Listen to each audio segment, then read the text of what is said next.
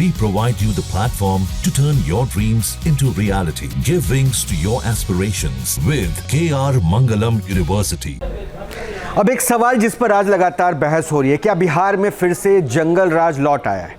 दरअसल ये प्रश्न हम नहीं, ये प्रश्न विपक्ष उठा रहा है पटना में हुए उस मर्डर के बाद, जिसके बाद अभी तक आरोपी को हिरासत में नहीं लिया गया है। आखिर इस मर्डर के बाद कैसे राजनीतिक अखाड़ा एक बार फिर से तैयार हो गया है और अभी तक पुलिस के हाथ क्यों खाली हैं, बताते हैं इस रिपोर्ट में। चुनावी साल में सुशासन पर बड़ा सवाल, गोलियों की बरसात, कानून व्यवस्था पर आघात। गोपाल खेमक बिहार के बड़े कारोबारियों में शुमार थे, करोड़ों की संपत्ति के मालिक थे, पटना के टॉप 10 बिजनेसमैन में से एक थे। गोपाल खेमका की हत्या ने पूरे बिहार में सनसनी दौड़ा दी है। अब इसे लेकर सवाल उठाए जा रहे हैं। पहला सवाल तो यही है कि खेमका का हत्यारा कौन है? खेमका की हत्या के पीछे आखिर मंशा क्या थी? खेमका के मर्डर से सियासी तार जुड़े हैं या कारोबारी रंजिश थी? गोपाल खेमका की हत्या से पटना पुलिस के भी हाथ पांव फूल गए हैं।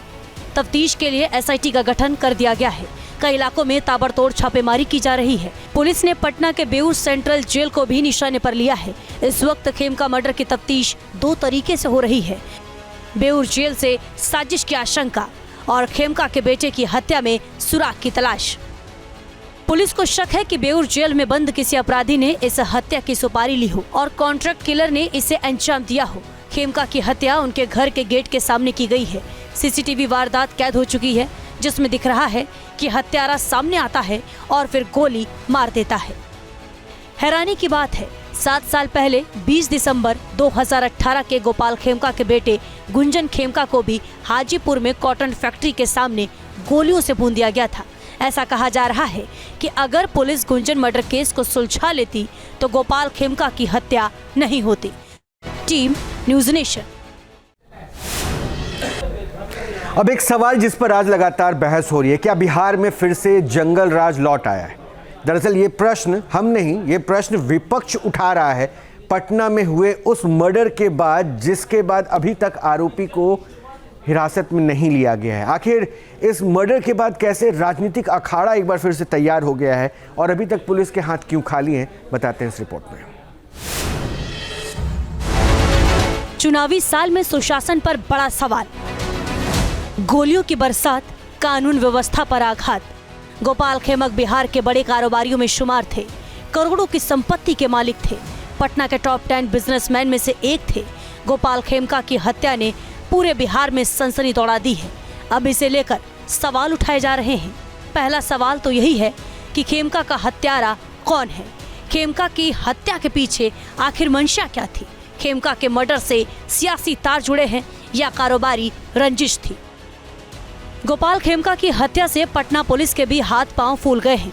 तफ्तीश के लिए एसआईटी का गठन कर दिया गया है। कई इलाकों में ताबड़तोड़ छापेमारी की जा रही है। पुलिस ने पटना के बेऊर सेंट्रल जेल को भी निशाने पर लिया है। इस वक्त खेमका मर्डर की तफ्तीश दो तरीके से हो रही है। बेऊर जेल से साजिश की आशंका और खेमका के बेटे की हत्या में सुराग की तलाश। पुलिस को शक है कि बेऊर जेल में बंद किसी अपराधी ने इस हत्या की सुपारी ली हो और कॉन्ट्रैक्ट किलर ने इसे अंजाम दिया हो। खेमका की हत्या उनके घर के गेट के सामने की गई है। सीसीटीवी वारदात कैद हो चुकी है, जिसमें दिख रहा है कि हत्यारा सामने आता है और फिर गोली मार देता है। हैरानी की बात है, 7 साल पहले 20 दिसंबर 2018 के गोपाल खेमका के बेटे गुंजन खेमका को भी हाजीपुर में कॉटन फैक्ट्री के सामने गोलियों से भून दिया गया था। ऐसा कहा जा रहा है कि अगर पुलिस गुंजन मर्डर केस को सुलझा लेती तो गोपाल खेमका की हत्या नहीं होती। Team news nation. जहाँ भक्ति है हर शब्द में, कथाओं में छुपे हैं दिव्य रहस्य और ज्योतिष देता है जीवन को दिशा। धर्म से जुड़ी हर बातों को जानने के लिए हमारे चैनल स्तुति को सब्सक्राइब करें। चैनल पर जाने के लिए इस लिंक पर क्लिक करें।